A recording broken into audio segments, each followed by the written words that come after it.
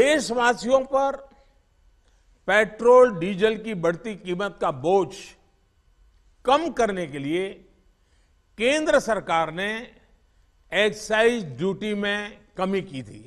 पिछले नवंबर महीने में कम की थी। केंद्र सरकार ने राज्यों से भी आग्रह किया था कि वो अपने यहां टैक्स कम करे और ये बेनिफिट नागरिकों को ट्रांसफर करे। इसके बाद कुछ राज्यों ने तो भारत सरकार की इस भावना के अनुरूप यहां टैक्स कम कर दिया, लेकिन कुछ राज्यों द्वारा अपने राज्य के लोगों को इसका कोई लाभ नहीं दिया गया।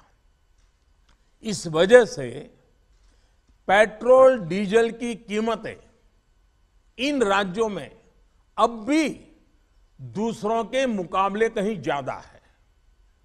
ये एक तरह से इन राज्यों के लोगों के साथ अन्याय तो है ही, साथ ही पड़ोसी राज्यों को भी नुकसान पहुंचाता है। स्वाभाविक है कि जो राज्य टैक्स में कटौती करते हैं उन्हें राजस्व की हानि होती है। जैसे अगर कर्नाटका ने टैक्स में कटौती नहीं की होती तो उसे इन 6 महीनों में 5,000 करोड़ रुपए से ज्यादा का राजस्व मिलता। गुजरात ने भी टैक्स कम नहीं किया होता तो उसे भी 3,500-4 हजार करोड़ रुपए से ज्यादा का राजस्व और मिलता। लेकिन ऐसे कुछ राज्यों ने अपने नागरिकों की भलाई के लिए, अपने नागरिकों को तकलीफ न हो इसलिए अपने वेट में, टैक्स में कमी की पॉजिटिव कदम उठाए। वहीं गुजरात और कर्नाटक के पड़ोसी राज्य ने टैक्स में कमी न करके इन 6 महीनों में 3,500 करोड़ रुपए से लेकर के 5-5.5 हजार करोड़ रुपए तक अतिरिक्त राजस्व कमा लिया। जैसा हम जानते हैं कि पिछले साल नवंबर महीने में वैट कम करने की बात की थी, सबको मैंने प्रार्थना की थी, लेकिन कई राज्य, मैं यहां किसी की आलोचना नहीं कर रहा हूं, मैं सिर्फ आपसे प्रार्थना कर रहा हूं, आपके राज्य के नागरिकों की भलाई के लिए प्रार्थना कर रहा हूं। अब जैसे उस समय 6 महीने पहले कुछ राज्यों ने बात को माना, कुछ राज्यों ने नहीं माना।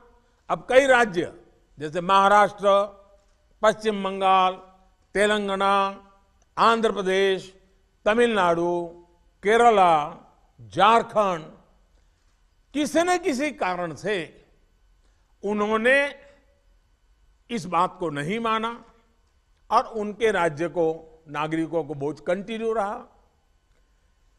मैं इस बात में नहीं जाऊंगा कि इस दौरान इन राज्यों ने कितना रेवेन्यू कमाया, लेकिन अब आपसे मेरी प्रार्थना है कि देश हित में आप पिछले नवंबर में जो करना था, 6 महीने डिले हो चुका है, अब भी आप अपने राज्य के नागरिकों को वैट कम करके इसका बेनिफिट पहुंचाइए।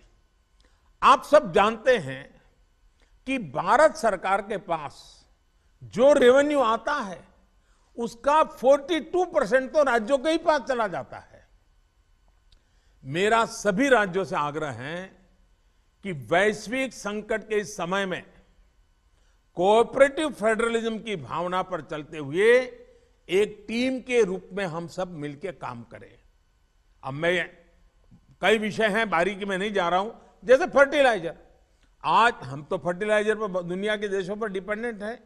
कितना बड़ा संकट आया है, लगातार अनेक गुना सब्सिडी बढ़ रही है। हम किसानों पर बोझ ट्रांसफर नहीं करना चाहते।